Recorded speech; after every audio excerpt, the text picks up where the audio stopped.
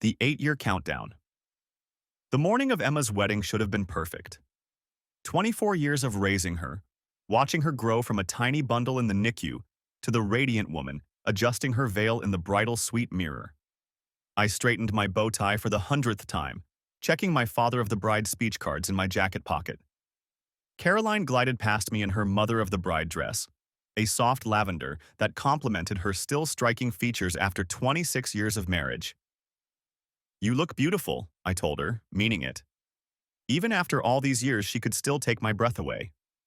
She paused, giving me that smile that had become somehow different over the years. Practiced, maybe? Perfect, definitely. "Thank you, David. You clean up well yourself." The country club's grand ballroom had been transformed into Emma's vision of elegance. White roses and baby's breath created cascading centerpieces, and soft lighting turned the space into something from a fairy tale.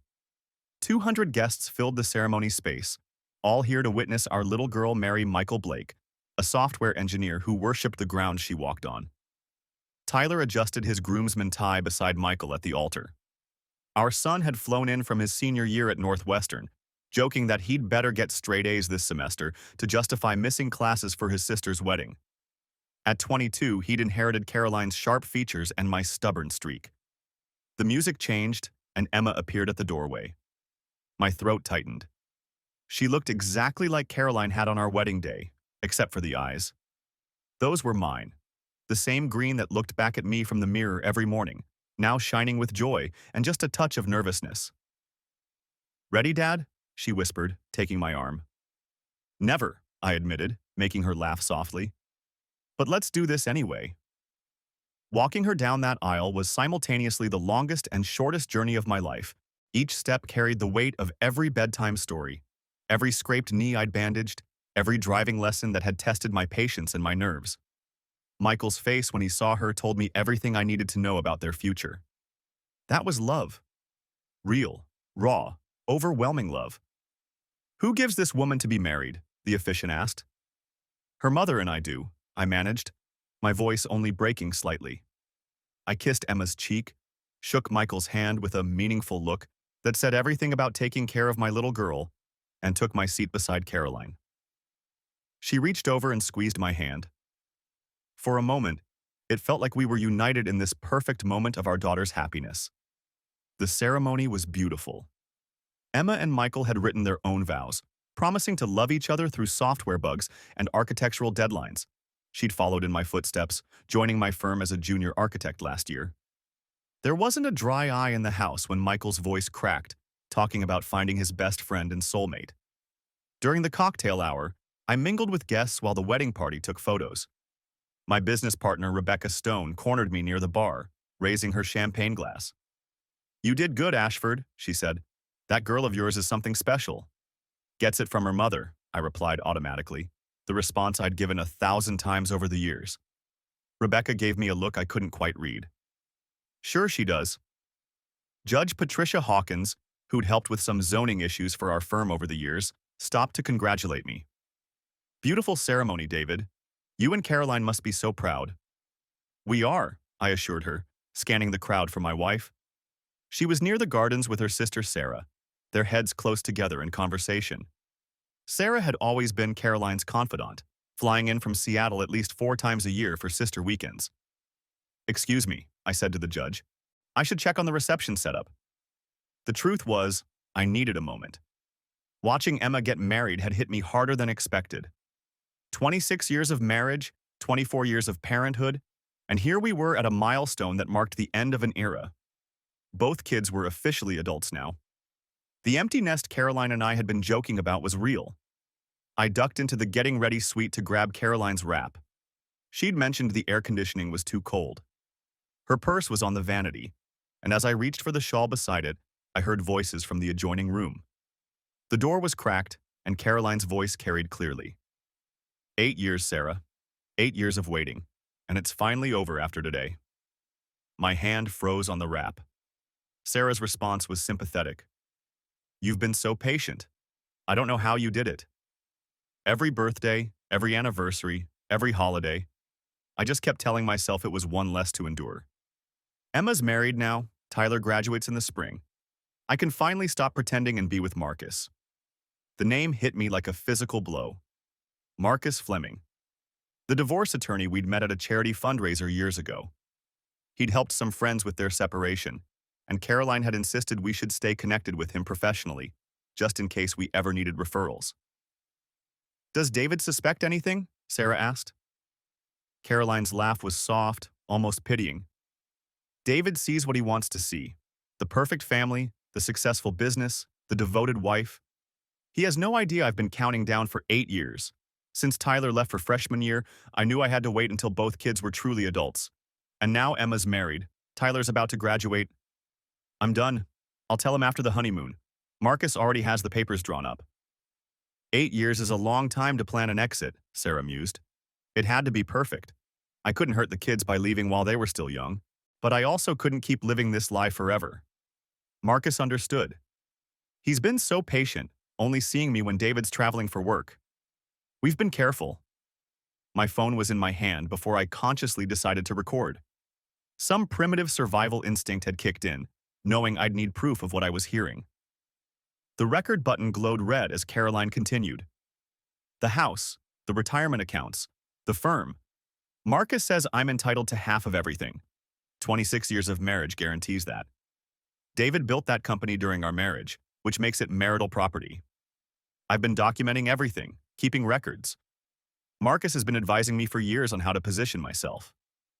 "Smart," Sarah agreed, "though I still can't believe you managed to hide it for 8 years. You'd be surprised what you can hide when someone trusts you completely. David never questions where I go, what I do. The interior design business gives me the perfect cover for irregular hours. Client meetings that run late, site visits out of town, design conferences that Marcus happens to attend. And Marcus is ready? Really ready? He's been ready for 8 years. We fell in love almost immediately after we met, but we both knew we had to wait. His divorce was messy enough without adding an affair to it. And I needed to protect the kids from scandal. But now we can finally be together. Publicly? Honestly?" Sarah sighed. "I just hope you know what you're doing. David's been good to you." "David's been David," Caroline replied, her tone dismissive. "Reliable, predictable, boring. Do you know he's taken me to the same restaurant for our anniversary for the last 10 years? Orders the same wine, makes the same toast. Marcus makes me feel alive. He sees me as more than just a mother and wife. With him, I'm Caroline, not Mrs. Ashford. When will you tell him?" "After Emma gets back from her honeymoon. 2 weeks. I don't want to ruin her wedding memories, but I also can't wait any longer. 8 years is enough." Marcus is already looking at condos downtown. Something modern, with floor-to-ceiling windows and a view of the lake. My hand was shaking so badly I nearly dropped the phone. 8 years. She'd been planning to leave me for 8 years. Every family vacation, every anniversary celebration, every quiet Sunday morning reading the paper together, all of it had been a performance while she counted down the days until she could leave. "We should get back," Sarah said. "The reception's starting soon." "Just a few more minutes," Caroline replied. "I need to prepare myself for the father-daughter dance.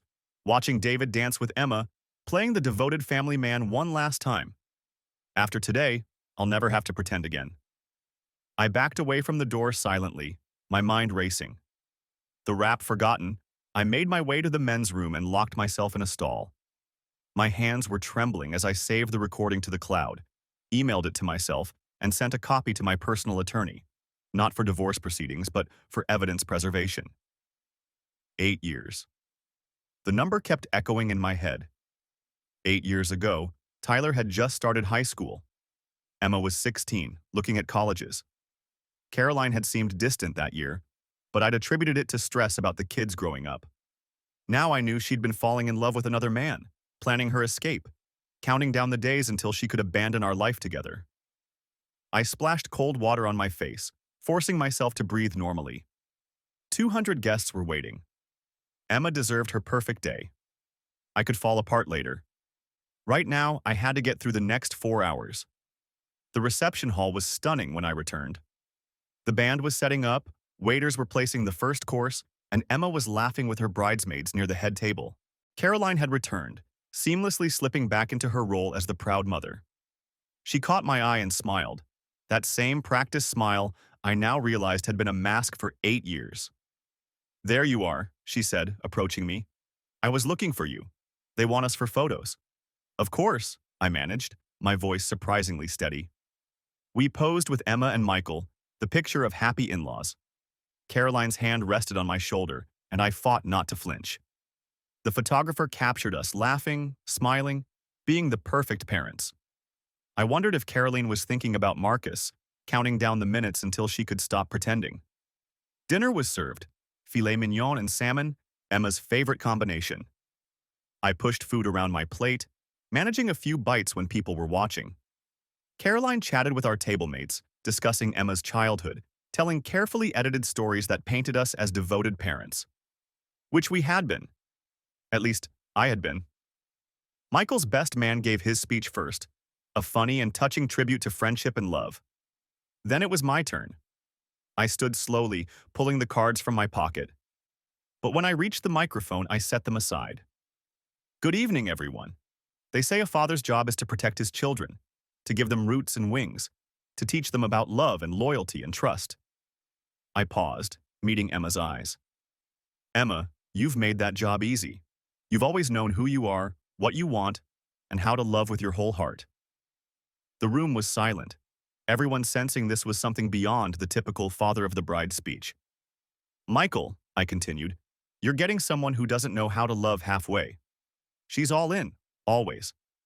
That's how she was raised, to believe that when you make a commitment, you honor it. When you give your word, you keep it. When you promise to love someone, you mean it." I saw Caroline shift in her chair, probably wondering where I was going with this.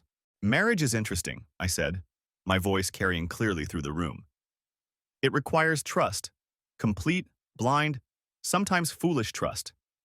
You wake up every day choosing to believe that the person beside you is choosing you too. That they're not just marking time, counting down days, waiting for their real life to begin." A murmur rippled through the crowd. Emma looked confused but touched, probably thinking I was getting philosophical about empty nest syndrome. "But here's what I've learned after 26 years, I said, looking directly at Caroline now. "Sometimes the person you trust most, the person you've built your entire life around, has been planning their escape for 8 years. Sometimes every anniversary, every family vacation, every quiet moment you thought you were sharing was actually a performance. A countdown to freedom." Caroline's face had gone white. Sarah grabbed her hand under the table. "Sometimes," I continued, my voice still calm, almost conversational, "you learn that while you were building a life together, your partner was documenting assets, planning division of property, and meeting with divorce attorneys who were giving them advice on how to maximize their take when they finally decided to leave." "David," Caroline whispered, but her voice didn't carry.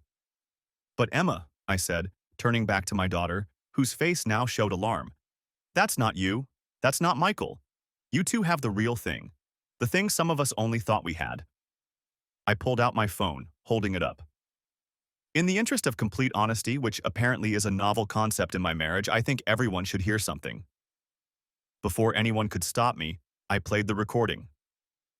Caroline's voice filled the room, clear and damning. 8 years of waiting, and it's finally over after today. I can finally stop pretending and be with Marcus. The room erupted. Gasps, chairs scraping, voices rising in shock. Emma's face crumpled, her perfect day destroyed. Tyler jumped up from the head table, his face a mask of fury and disbelief. Michael looked like he wanted to sink through the floor. "David, how could you?" Caroline cried, standing up. "How could you do this to Emma?" "Me?" I laughed, the sound bitter and sharp. "I'm not the one who chose her wedding day as the finish line for an 8-year deception. I'm not the one who's been having an affair with Marcus Fleming while pretending to be a devoted wife and mother." Marcus's name sent another ripple through the crowd. Many of our guests knew him professionally, knew he was a prominent divorce attorney. The implications were clear and devastating. "This is neither the time nor the place," Caroline hissed, her practiced composure finally cracking. "You're right," I agreed. "The time was 8 years ago when you fell in love with another man. The place was our home. where you should have told me the truth instead of using our children as an excuse to delay your exit while you positioned yourself for maximum financial gain. Emma was sobbing now, Michael holding her as her elaborate updo came undone. Mom, is it true? Have you been 8 years? Caroline reached for her, but Emma pulled back. 8 years. My entire high school and college, every family trip, every holiday, every time you told us how much you loved Dad, it was all fake? It's not that simple, Caroline started, but Tyler cut her off. It sounds pretty simple, he said, his voice cold. You've been cheating on Dad since I was 14. You've been planning to leave since I was in high school. Every time we had family dinner, every time you helped with homework, every time you told us about the importance of honesty and commitment, you were lying. The wedding coordinator was frantically trying to get the band to play something, anything, to cover the unfolding disaster. Guests were pulling out phones, some recording, others texting furiously. Rebecca had moved to my side, a silent support. Judge Hawkins stood up from her table, her expression stern.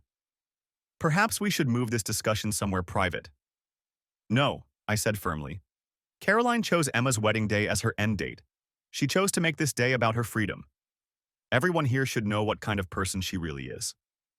You're destroying our family, Caroline accused, tears finally starting to flow. I'm not the one who's been meeting with Marcus Fleming for 8 years, I shot back. I'm not the one who's been documenting assets and planning property division while pretending to be happily married. You destroyed our family 8 years ago. I'm just refusing to let you control the narrative. Sarah stood up, moving to Caroline's defense. David, you're being cruel.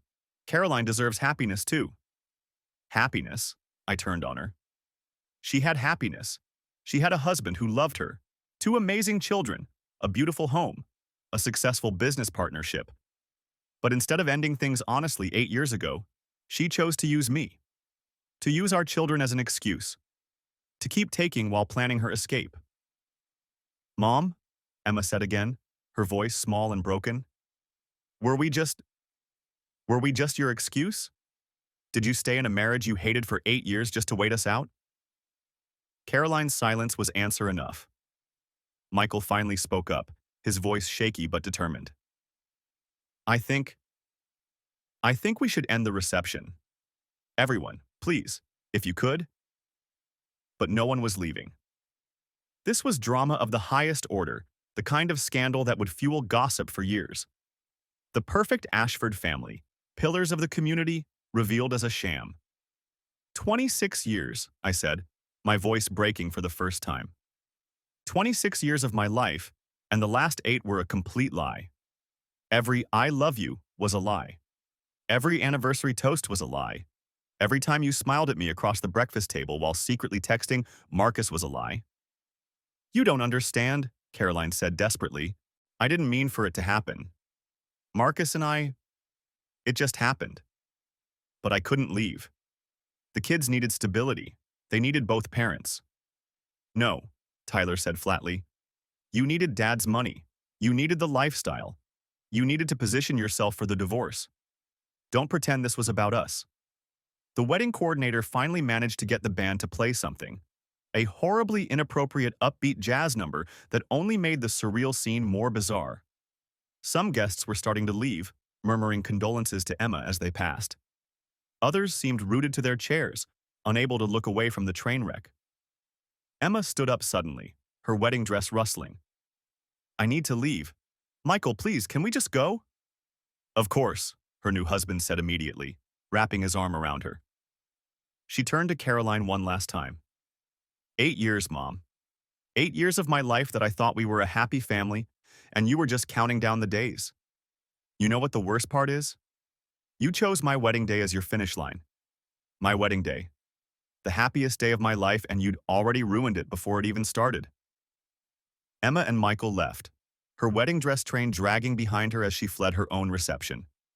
Tyler followed, pausing only to look at Caroline with disgust. I hope Marcus was worth it, he said, then walked out. The reception dissolved into chaos after that. Guests approached me with sympathy and shock, many sharing that they'd never suspected and thought you two were so happy.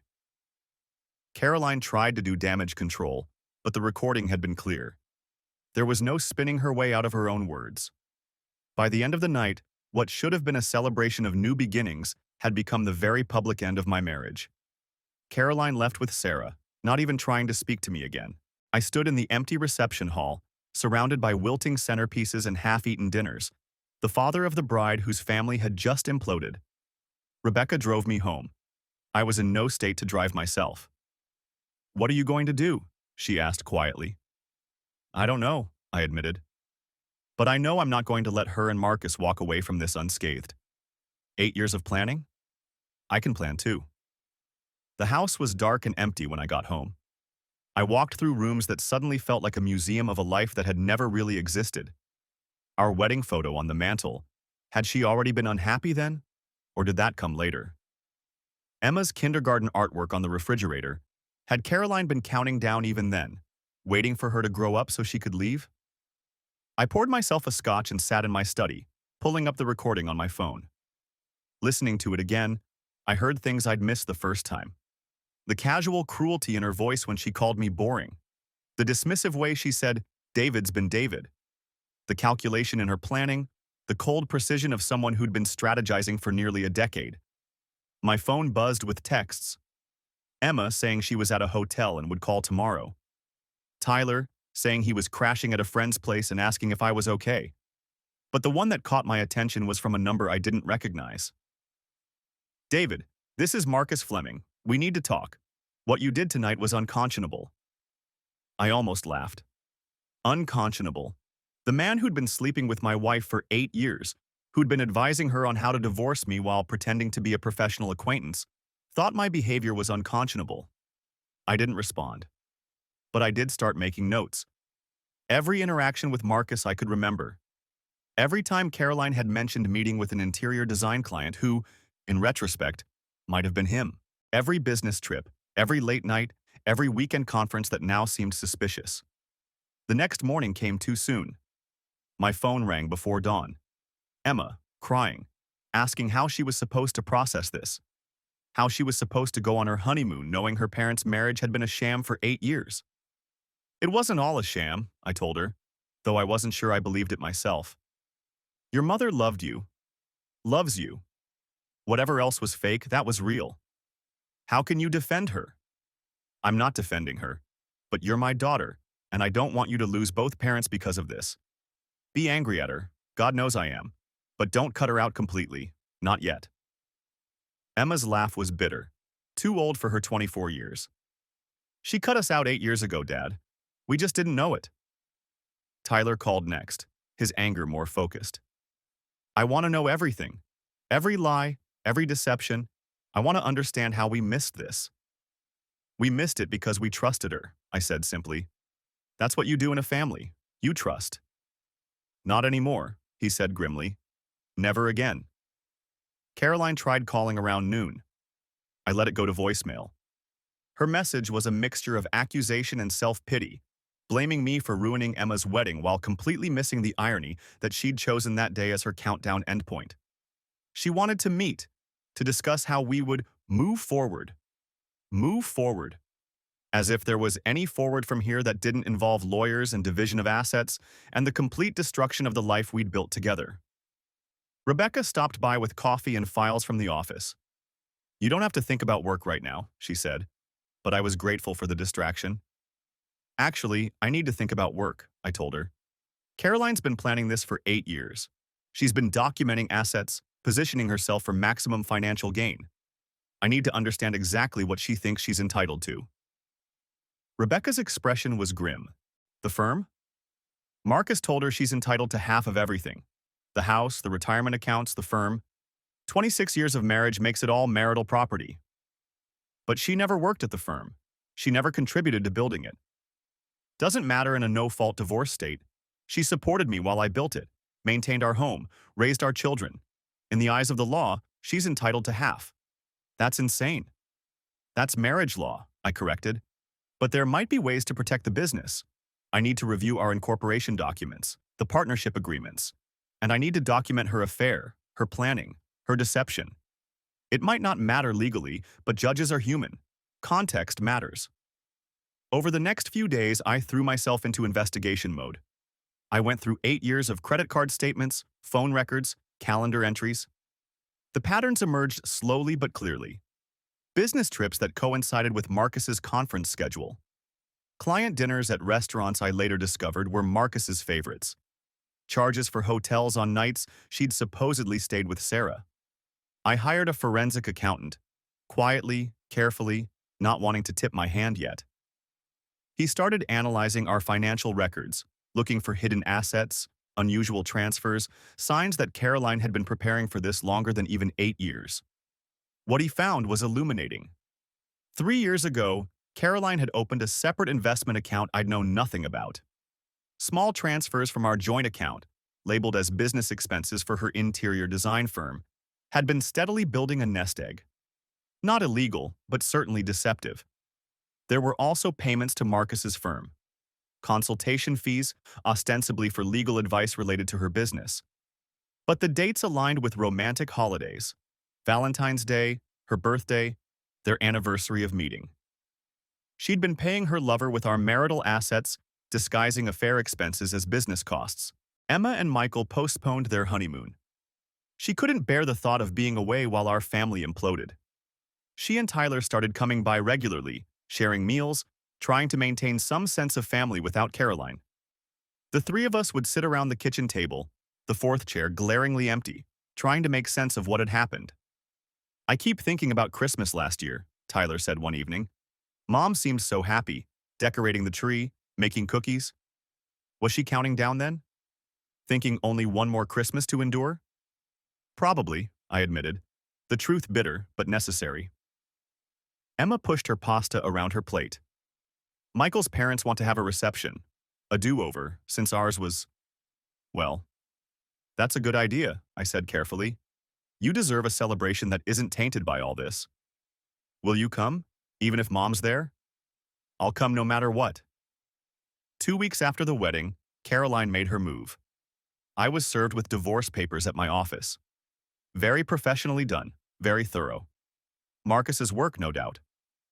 She was seeking equitable distribution of all marital assets, including 50% of my architectural firm, the house, retirement accounts, and spousal support based on the lifestyle established during our marriage. The irony was almost funny. She'd waited 8 years to avoid disrupting the children's lives, but she couldn't wait 2 weeks after Emma's wedding to file papers. Rebecca was with me when the process server left.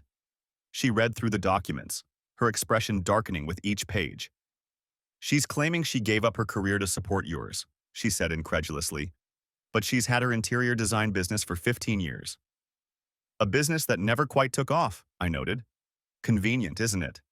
She kept it small enough to claim sacrifice, but active enough to justify irregular hours for her affair."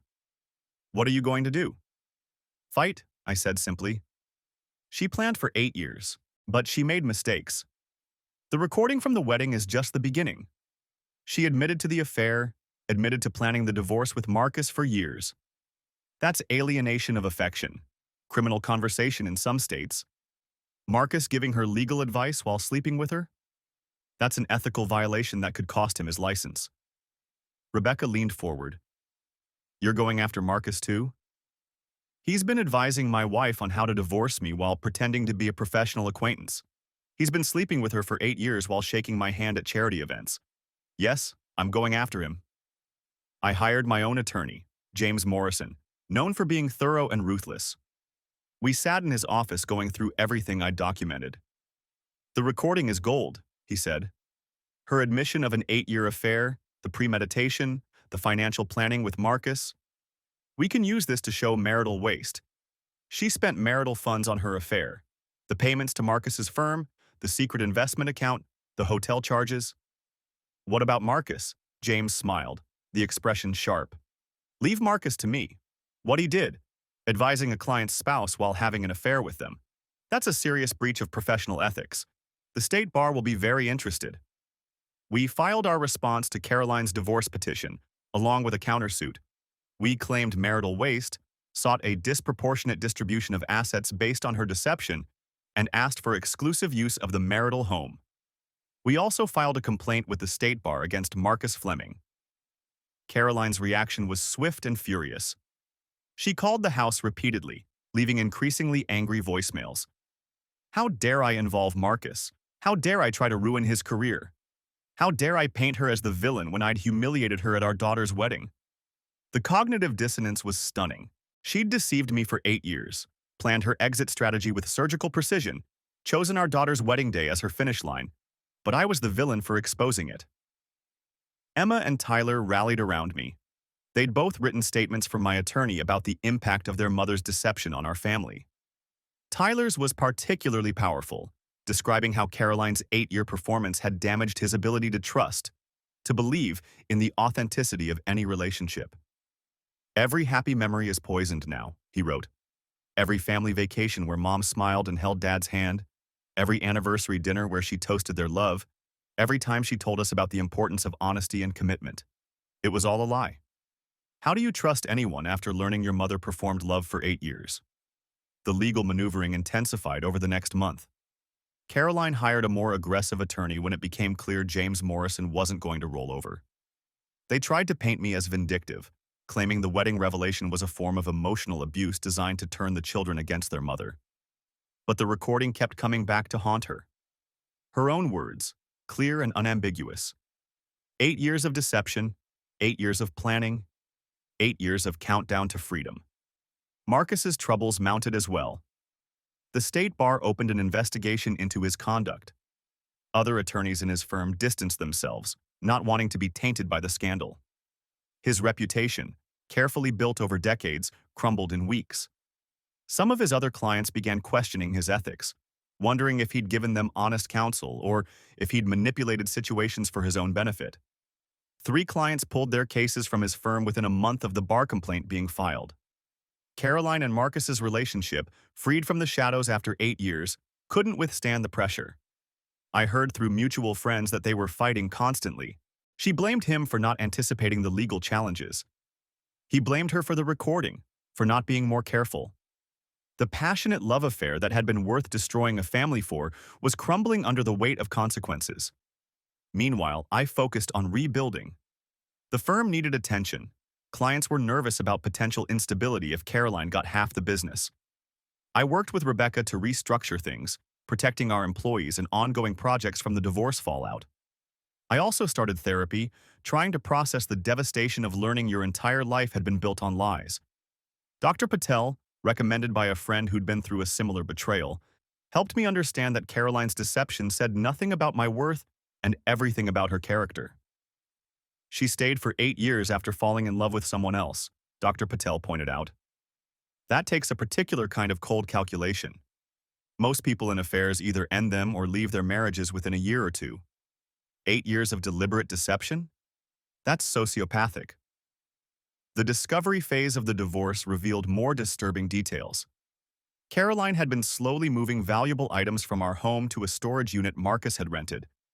Jewelry I'd given her for anniversaries, art we'd collected together, even some of my father's vintage watches she claimed had been lost. She'd been stealing from our life together, piece by piece, preparing for her exit. We added theft to the list of claims against her. 3 months after the wedding disaster, we had our first settlement conference. Seeing Caroline across the conference table was surreal. She'd changed her hair, wore a new style of clothing, probably Marcus's influence. She looked like a stranger wearing my wife's face. Judge Hawkins, who'd been at the wedding, was assigned to our case. She couldn't hide her disapproval of Caroline's conduct, though she tried to remain impartial.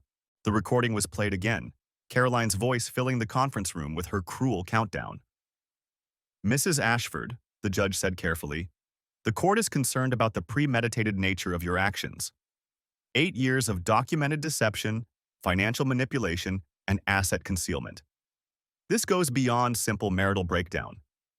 Caroline's attorney tried to argue that the length of time she'd stayed proved she'd put the children first, that she'd sacrificed her happiness for their stability. But Judge Hawkins wasn't buying it. She could have divorced Mr. Ashford 8 years ago and established a healthy co-parenting relationship, the judge noted. Instead, she chose to deceive him, manipulate marital assets, and conduct a lengthy affair while maintaining a false pretense of commitment. This wasn't sacrifice, it was strategy. The forensic accountant presented his findings. The secret account, The payments to Marcus, the stolen items, the hotel charges. The total of marital waste exceeded $200,000 over 8 years. Judge Hawkins' expression grew stonier with each revelation. Marcus's situation deteriorated further. The Bar Association's investigation uncovered other ethical violations. Clients he'd overcharged, conflicts of interest he'd hidden. My complaint had opened a Pandora's box of professional misconduct. He was facing potential disbarment, and several former clients were considering malpractice suits. Caroline tried to reach out to Emma and Tyler repeatedly, but they weren't ready. Emma wrote her a letter. She showed it to me before sending it. "Mom," it read, "I need you to understand what you've taken from me. Not just my wedding day, though that was cruel enough. You've taken my ability to believe in love. Every time Michael tells me he loves me, I wonder if he's counting down to when he can leave. Every happy couple I see, I wonder which one is performing. You didn't just end your marriage. You poisoned my faith in the institution itself. 8 years of lies, Mom. 8 years? How am I supposed to forgive that?" Caroline's response was defensive, full of justifications and blame-shifting. She accused me of turning the children against her, of being controlling and stifling, of driving her into Marcus's arms. The woman who'd planned her exit for 8 years was trying to rewrite history to make herself the victim. Winter arrived, and with it, more revelations. A private investigator I'd hired uncovered evidence that Marcus and Caroline's affair went back even further than 8 years.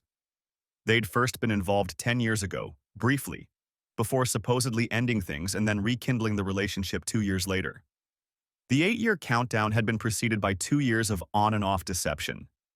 Tyler took this news particularly hard. "So, when I was 12, when she was coaching my Little League team and Dad was traveling for work, she was already cheating?" The evidence was circumstantial but compelling. Hotel records from a decade ago, emails with coded language, a Valentine's gift charged to her business account when I'd been at a conference. The full scope of Caroline's betrayal was even worse than we'd thought. Rebecca helped me protect the firm from Caroline's claims. We documented every project, every client relationship, every aspect of the business that had been built through my efforts and professional reputation. Caroline had occasionally attended client dinners and company parties, but she'd never contributed to the actual work. We also discovered that Caroline had been bad-mouthing me to potential clients for her interior design business, setting up a narrative where she was the long-suffering wife of a workaholic architect. She'd been laying groundwork for sympathy, positioning herself as the victim before the divorce even happened. The settlement negotiations dragged on. Caroline's attorney pushed for the full 50%, arguing that marriage was a partnership regardless of individual contributions. James Morrison countered with the evidence of marital waste, the decade of deception, the theft of assets. Judge Hawkins grew increasingly frustrated with Caroline's team's refusal to acknowledge any wrongdoing. During one particularly heated session, she stopped the proceedings. "Mrs. Ashford," she said directly to Caroline, bypassing her attorney, "this court has reviewed extensive evidence of your systematic deception, financial manipulation, and asset concealment over a period of 8 to 10 years. You've shown no remorse, no acknowledgement of the damage you've caused to your family.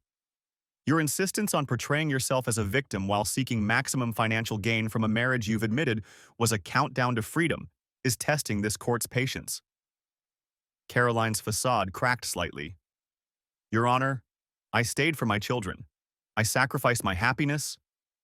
"You sacrificed nothing," Judge Hawkins interrupted. "You lived comfortably on your husband's income while conducting an affair, planning your exit, and stealing marital assets.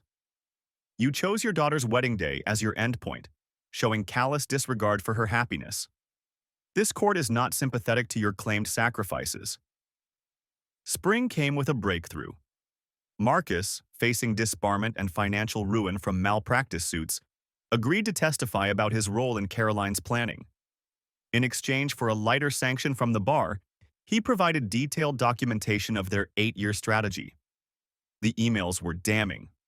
Caroline discussing how to maximize her settlement, how to document my neglect of the family, how to position herself as the primary parent despite my equal involvement. Marcus advising her on asset protection, on creating paper trails, on building a case for spousal support. One email particularly stood out, dated 3 years into their affair. Darling Caroline, 5 more years feels like eternity, but the payoff will be worth it. By waiting until both children are adults, you avoid any custody battles and maximize your claim to marital assets. David's firm will be worth even more by then. Patience, my love. We're playing the long game. I read that email over and over. The long game. My life, my marriage, my family, it had all been a game to them. A financial strategy with a romantic subplot. Emma and Michael finally took their honeymoon, 6 months delayed. Before leaving, Emma hugged me tightly. "I'm sorry, Dad," she whispered. "Sorry you're going through this. Sorry Mom did this to you. Sorry I ever doubted which parent really loved us." "Your mother does love you," I said, though the words were difficult. Whatever else was a lie, that was real. Emma pulled back, her eyes, my eyes, full of wisdom too early earned. Maybe. But she loved herself more. She loved Marcus more. She loved her freedom more. That's not the kind of love that matters. While Emma was gone, I started the painful process of dividing possessions. 26 years of accumulated life. Who got the wedding china neither of us would ever use again? Who got the photo albums full of apparently fake smiles? Who got the furniture we'd chosen together when Caroline had already been dreaming of escape? I found a box in the attic labeled David Sentimental. Inside were cards I'd given Caroline over the years, love letters from our dating days, the hospital bracelet from Emma's birth. Caroline had saved them all, carefully preserved. Why? Why keep monuments to a love you were actively betraying? Dr. Patel had a theory. Some people need to see themselves as the hero of their own story. By keeping those mementos, she could tell herself that she had loved you once, that the marriage had been real before it wasn't. It let her avoid confronting the full ugliness of her deception. The final divorce hearing was set for late spring, almost a year after Emma's wedding. The courtroom was smaller than I'd expected, more mundane. No dramatic movie courthouse, just a functional room where lives were dissected and divided. Caroline arrived with her attorney and Sarah. Marcus was notably absent. Their relationship hadn't survived the exposure and legal consequences. She looked older, harder, the stress of the past year etched on her face. For a moment, I felt something like pity. Then I remembered the recording, the 8-year countdown, the stolen watches, the ruined wedding. Judge Hawkins reviewed the evidence one final time. The affair, the financial deception, the asset concealment, the marital waste. Caroline's attorney made one last attempt to argue for equitable distribution, but the judge had heard enough. This court finds that Mrs. Ashford engaged in systematic financial misconduct and marital waste over a period of 8 to 10 years, Judge Hawkins announced. The total documented waste exceeds $200,000. Additionally, Mrs. Ashford's deliberate deception and asset concealment demonstrate bad faith that this court cannot ignore. The ruling was harsh but fair. Caroline would receive 35% of marital assets, not the 50% she'd planned on. The marital waste would be deducted from her share. The house would be sold, proceeds divided according to the percentage split. My architectural firm was deemed primarily built on my professional reputation and expertise. Caroline would receive a buyout of 15% of its value, payable over 5 years. No spousal support was awarded. Judge Hawkins specifically cited Caroline's calculated deception and failure to make good faith efforts to support herself during the marriage as factors. Caroline's interior design business, while modest, proved she was capable of self-support. Caroline's face as the judge read the decision was a study in disbelief. 8 years of planning, destroyed. The comfortable future she'd envisioned with Marcus, gone. The financial windfall she'd expected, drastically reduced. "Your Honor," her attorney started, "we intend to appeal." "That's your right," Judge Hawkins cut him off. "But I'll note for the record that Mrs. Ashford is fortunate this court doesn't have the authority to impose punitive damages. Her conduct represents one of the most egregious cases of marital deception I've encountered in 20 years on the bench." Outside the courthouse, Caroline approached me one last time. "I hope you're happy," she said bitterly. "You've destroyed everything." No, Caroline, I replied calmly. You destroyed everything 8 years ago when you chose deception over honesty. I just refuse to let you profit from it. The children will forgive me eventually. When they're older, when they understand that love isn't always simple. They already understand that, I interrupted. You taught them that love can be performed for 8 years while planning an escape. That's a lesson they'll never forget. Sarah pulled Caroline away, shooting me a venomous look. But I didn't care about Sarah's opinion. I cared about Emma and Tyler, about rebuilding our family without the poisonous presence of calculated deception. Marcus's downfall was complete by summer. The Bar Association suspended his license for 3 years. Not full disbarment, but career ending for someone of his age and former stature. Several malpractice suits were settled out of court, draining his finances. The man who'd advised Caroline on playing the long game had lost everything in the short term. Caroline moved into a small apartment downtown. Not the luxury condo with floor-to-ceiling windows she'd dreamed of with Marcus. Her interior design business struggled. Word of her deception had spread through our social circles, and clients were reluctant to trust someone who'd performed such an elaborate deception. Emma and Michael's do-over reception was beautiful. Smaller, more intimate, held in Rebecca's backyard with just close friends and family who'd supported us through the divorce. Caroline wasn't invited. Emma danced with me to the same father-daughter song we'd never gotten to finish at her first reception, and this time, there were no lies underlying the moment. Tyler graduated from Northwestern with honors, despite the family chaos. Caroline attended the ceremony, sitting several rows away from us. He acknowledged her presence but spent the celebration with me, Emma, and Michael. The family photos from that day show the three of us, father and children, closer than ever, forged stronger by surviving betrayal together. I started dating again a year after the divorce was finalized. Dr. Patel had helped me work through trust issues, the fear that everyone was performing, counting down to escape. Rebecca introduced me to Grace, a fellow architect who'd been through her own divorce years earlier. We took things slowly, both of us carrying scars but willing to try again. Caroline reached out on what would have been our 28th anniversary. A long email, full of justifications and revisionist history. She claimed I'd been emotionally unavailable, married to my work, that I'd driven her to Marcus.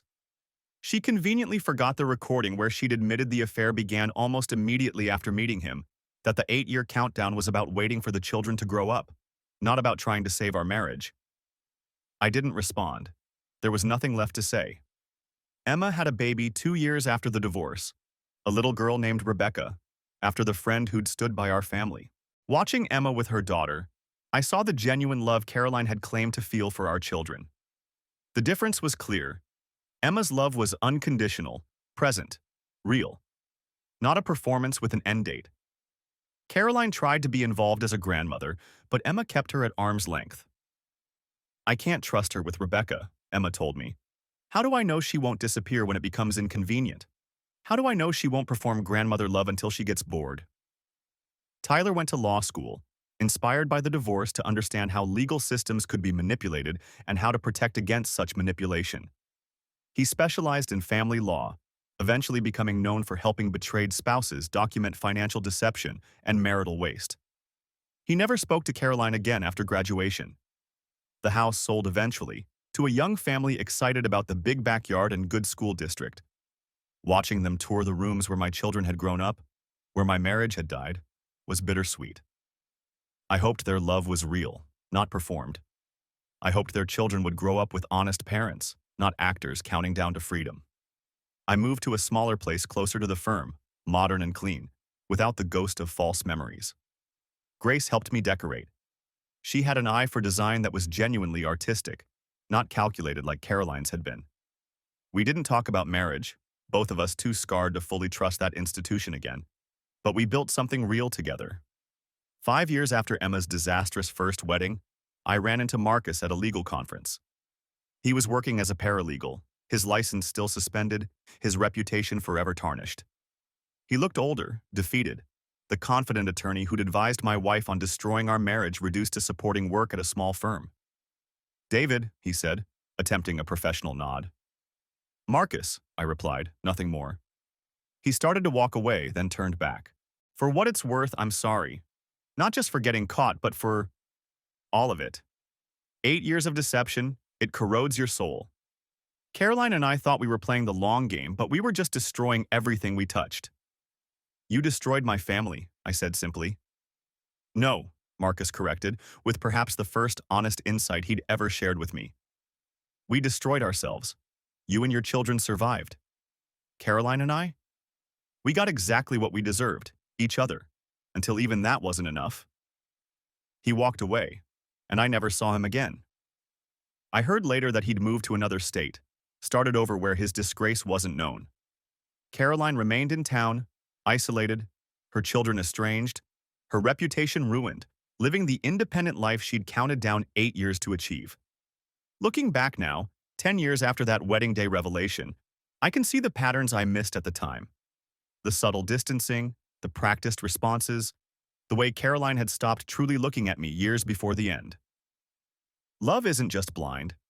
Sometimes it blinds us to the performance of love, the countdown to betrayal happening right in front of us. Emma and Michael are still married, their love tested by that disastrous beginning but proven real through the years that followed. They have 3 children now, all with my green eyes, all growing up knowing that love should be honest, even when honesty is painful. Tyler married a fellow attorney last year, someone who understands his deep need for transparency, his inability to tolerate even small deceptions. I officiated Tyler's wedding. In my speech, I talked about trust, about choosing every day to be honest even when lies would be easier. I talked about the courage it takes to end a relationship honestly rather than perform love while planning escape.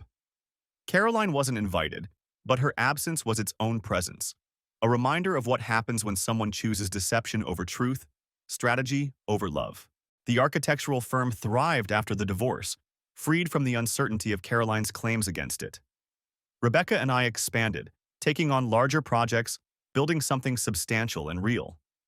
Every building we designed was structurally sound, built on solid foundations, unlike my marriage had been. Grace and I bought a cabin in the mountains last year, a place to escape the memories that still haunted the city. We spent weekends hiking, reading, existing in comfortable silence that wasn't performed or strategic. She understood my triggers, the panic when she was late without calling, the need for perhaps too much transparency. I understood hers, the fear of financial deception, the need for separate accounts alongside shared ones. We were 2 people damaged by betrayal, carefully building something new.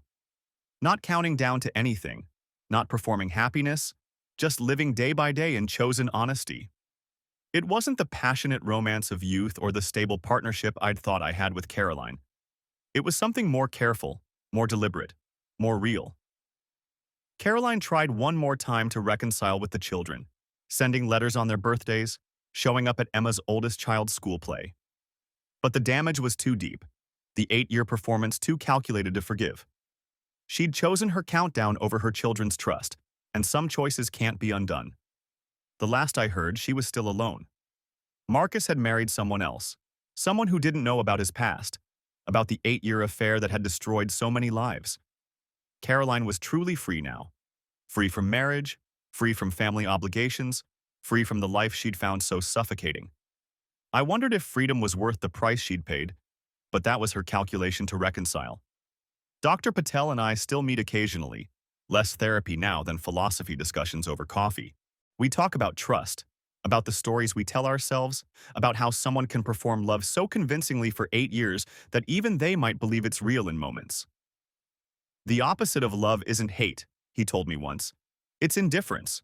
Caroline wasn't indifferent. She was calculating, strategic, deceptive. That takes emotional energy. In a twisted way, you mattered enough for her to maintain an 8-year performance. A cold comfort, perhaps, but comfort nonetheless. It wasn't comforting, not really. But I understood what he meant.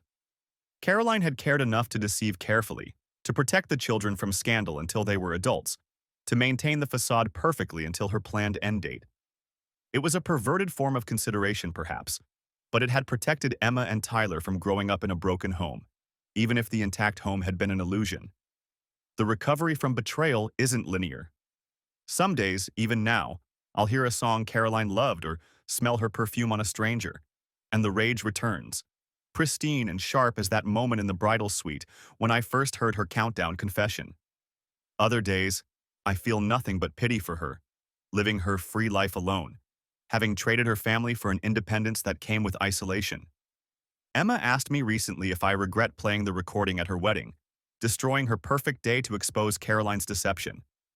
It's a fair question, one I've asked myself hundreds of times. I regret that your mother put us all in that position, I told her honestly. I regret that she chose your wedding day as her finish line. But exposing the truth? No. Living in deception for even one more day would have been worse than any temporary embarrassment. Even though it ruined my wedding? Your mother ruined your wedding the day she decided to use it as her countdown endpoint. I just refused to let her control the narrative. Would you rather have found out 2 weeks later, after your honeymoon, that your perfect wedding had been her victory lap? Emma considered this, then nodded. You're right. Knowing she was counting down the minutes at my wedding, that she'd already chosen that day as her last performance. Finding out later would have been worse. The truth is painful, but lies are corrosive. Caroline's 8-year performance had corroded our entire family history, making us question every memory, every photograph, every shared moment. Was she performing Love at Emma's high school graduation? Was she counting down days at Tyler's Eagle Scout ceremony? Was every family vacation just another marker on her timeline to freedom? We'll never know. That's perhaps the cruelest part of such elaborate deception. It poisons even the memories that might have been genuine. Caroline took not just 8 years of my life, but retroactively stole the authenticity of every moment we'd shared. Even our early years before Marcus were now suspect. Had she ever really loved me? Or had I always been a strategic choice, a stable provider while she waited for something better? The wedding recording became somewhat famous in legal circles, cited in several divorce cases as evidence of long-term marital deception. James Morrison used it in continuing legal education seminars about documenting financial infidelity and marital waste. Caroline's countdown confession became a cautionary tale for both spouses contemplating deception and those missing signs of it. Marcus's fall from grace also became instructional in legal ethics courses. The attorney who advised his lover on divorcing her husband, the ultimate conflict of interest. His 3-year suspension was actually lenient. Many thought he should have been permanently disbarred. But his cooperation in revealing the extent of Caroline's planning had earned him some mercy from the Bar Association. I sometimes wonder what would have happened if I hadn't overheard that conversation, if Caroline had been able to execute her plan as intended. 2 weeks after Emma's wedding, she would have asked for a divorce, claiming she'd fallen out of love, that we'd grown apart. Without the recording, without evidence of her 8-year deception, she likely would have received her full 50% of everything. I would have been blindsided, certainly, but perhaps less angry. I might have blamed myself for not seeing her unhappiness, for working too much, for taking her for granted. Emma and Tyler might have maintained relationships with both parents, not knowing about the calculated cruelty underlying their mother's decision. Would that have been better? A cleaner break, less public humiliation, preserved illusions about their childhood? Perhaps. But it also would have been fundamentally unjust. Caroline would have profited from her deception, walked away with her planned rewards, started her new life with Marcus funded by the fruits of her 8-year performance. No, the truth, however painful, was necessary. Not just for justice, but for honesty. Emma and Tyler deserved to know who their mother really was, to make informed decisions about their relationships with her. I deserved to know that my marriage hadn't failed naturally, but had been sabotaged from within for 8 years. The house where we raised our children was demolished last year. The new owners wanted to build something modern, starting fresh. I drove by the empty lot, seeing ghosts of birthday parties and barbecues, Christmas mornings and Easter egg hunts. Somewhere in those phantom memories, Caroline was checking her mental calendar, counting down years, then months, then days, until she could stop pretending. But also in those memories were real moments. Emma learning to ride her bike, Tyler building his first robot, family dinners where we actually connected, even if one of us was performing. The children's childhoods were real, even if built on a foundation of deception. My love for my family was real, even if unreciprocated. Those truths coexist with Caroline's lies, neither canceling out the other. Grace understands this complexity. She doesn't try to eliminate Caroline from our history or pretend those 26 years didn't happen. She accepts that I loved someone who was performing love, that I built a life with someone who was planning to demolish it. That acceptance, that integration of past and present, makes our relationship possible. You can't unlive those years, she told me once. You can't unfeel what you felt. All you can do is move forward with better knowledge, better boundaries, better truth. The children have built their own boundaries with Caroline. Emma sends pictures of the grandchildren but doesn't visit. Tyler doesn't communicate at all. They've made their choices based on their own pain, their own sense of betrayal. Caroline writes them letters they don't open, sends gifts they return. Her freedom came at the cost of her children's trust, a price she apparently hadn't calculated in her 8-year plan. I've learned to recognize the signs I missed. The emotional distance disguised as independence.